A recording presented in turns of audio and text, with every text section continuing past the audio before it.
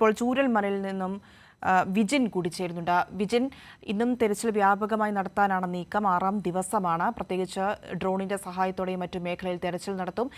മൺകൂനകൾ കേന്ദ്രീകരിച്ചുള്ള തെരച്ചിൽ ഉദ്ദേശിക്കുന്നു. അങ്ങനെ വിവിധ സംവിധാനങ്ങൾ ഉപയോഗിച്ചുകൊണ്ടുള്ള നീക്കമാണ് ഇന്ന് തീരുമാനിച്ചിരിക്കുന്നത്.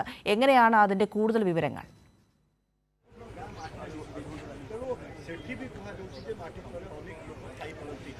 ഇന്ന് പ്രധാനമായും ഡ്രോണുകൾ ഉപയോഗിച്ചുള്ള പരിശോധനയിലേക്കാണ് കടക്കാൻ നേരത്തെ തന്നെ തീരുമാനിച്ചിട്ടുള്ളത്. എന്തായാലും ചൂരൽമലയിൽ നിന്ന് ഇപ്പോൾ അല്പസമയത്തിനകം സന്നദ്ധ സംഘടനകളുടെ പ്രതിനിധികൾ, ഒപ്പം തന്നെ പോലീസ് ഉദ്യോഗസ്ഥർ, സൈന്യം ഉൾപ്പെടെയുള്ള ആളുകളെ പാലം വഴി, ബൈലിപ്പാലം വഴി കടത്തിവിടാൻ പോവുകയാണ്. അതിൻ്റെ ദൃശ്യങ്ങളാണ് നമ്മൾ കാണുന്നത്. എല്ലാവരും എല്ലാ സജ്ജീകരണങ്ങളും പൂർത്തിയാക്കിയിട്ടുണ്ട്. നേരത്തെ തന്നെ വാഹനങ്ങളിലായി ഈ രക്ഷാപ്രവർത്തകരെയൊക്കെ ഇങ്ങോട്ട് എത്തിച്ചു കഴിഞ്ഞു. അവരെ ഇനി അല്പസമയത്തിനോടകം തന്നെ അകത്തേക്ക് കടത്തിവിടും. അതിനുള്ള പോലീസ് സജ്ജീകരണങ്ങൾ ഒക്കെ പൂർത്തിയാക്കി, എല്ലാ തരത്തിലുള്ള പരിശോധനയും പൂർത്തിയാക്കി ഇവിടെ ഉറപ്പിച്ചിരിക്കുകയാണ്. മുണ്ടക്കൈയിലേക്ക് ആളുകളെ കടത്തി വിടും. ഒപ്പം തന്നെ ഈ ചൂരൽമലയിലുള്ള വലിയ പാറക്കെട്ടുകൾക്കിടയിൽ, മണ്ണുകൾക്കിടയിൽ ഒക്കെയുള്ള പരിശോധനയും നടത്തും. എന്തായാലും ഡ്രോൺ സംവിധാനം ഉപയോഗിച്ചുള്ള പരിശോധനയാണ് ഇന്ന് പ്രധാനമായും നടക്കാൻ പോകുന്നത്.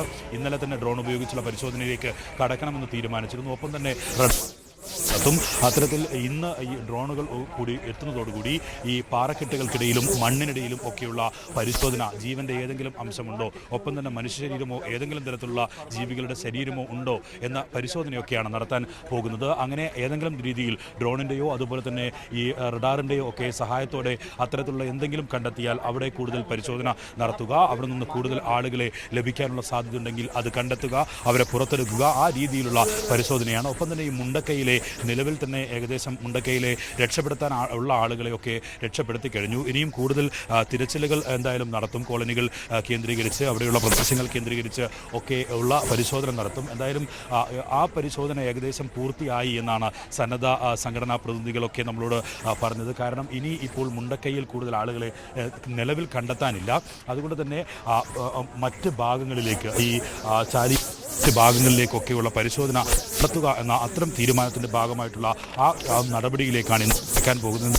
മുഖ്യമന്ത്രിയൊക്കെ ഇന്നലെ തന്നെ സൂചിപ്പിച്ചത് ഏകദേശം 60% ഈ പരിശോധനകൾ പൂർത്തീകരിച്ചിട്ടുണ്ട് എന്നാണ്. അങ്ങനെയെങ്കിൽ എത്രയും പെട്ടെന്ന് ഈ പുതിയ ആധുനിക സംവിധാനങ്ങൾ ഒക്കെ ഉപയോഗപ്പെടുത്തിയിട്ടുള്ള പരിശോധനയിലേക്ക് കടക്കുക, കൂടുതൽ ആളുകളെ കണ്ടെത്തുക, അങ്ങനെയുള്ള ഒരു നടപടിയിലേക്കാണ് ഇന്നു മുതൽ കടക്കാൻ പോകുന്നത്. കൂടുതൽ സേനാ വിഭാഗങ്ങൾ, ഫയർഫോഴ്സ് ഉദ്യോഗസ്ഥർ, ഫയർഫോഴ്സ് ജീവനക്കാർ ഉൾപ്പെടെയുള്ളവർ ഒക്കെ നിലവിൽ ഇന്ന് പുതുതായി തിരുവനന്തപുരത്ത് നിന്ന് ഉൾപ്പെടെ ഇങ്ങോട്ട് എത്തിയിട്ടുണ്ട്. ഏകദേശം 150ഓളം വരുന്ന ഫയർഫോഴ്സിൻ്റെ പുതിയ ടീം കൂടി ഇന്നലെ രാത്രി തന്നെ തിരുവനന്തപുരത്ത് നിന്ന് തിരിച്ചു കഴിഞ്ഞു. അങ്ങനെ പറ്റാവുന്ന എല്ലാ സംവിധാനങ്ങളും ഉപയോഗിച്ച് ഇനി കണ്ടെത്താനുള്ള 200ഓളം പേരെ കണ്ടെത്തുക എന്നുള്ള ആ നടപടിയിലേക്ക്, ആ തീരുമാനത്തിൻ്റെ ഭാഗമായുള്ള പ്രക്രിയയിലേക്കാണ് അടുത്തതായി കടക്കുന്നത്. എന്തായാലും ഇപ്പോൾ അല്പസമയത്തിനകം തന്നെ ഇവിടെ നിന്ന് മുണ്ടക്കൈയിലേക്കും അതുപോലെ തന്നെ ചൂരൽമലയിലെ ഈ പ്രദേശത്തേക്ക്, മുണ്ടക്കൈ ദുരന്തത്തിൽ അവിടെ മരിച്ചവരുടെ മൃതദേഹങ്ങൾ കണ്ടെത്തിക്കൊണ്ടിരിക്കുന്നു. ഒപ്പം തന്നെ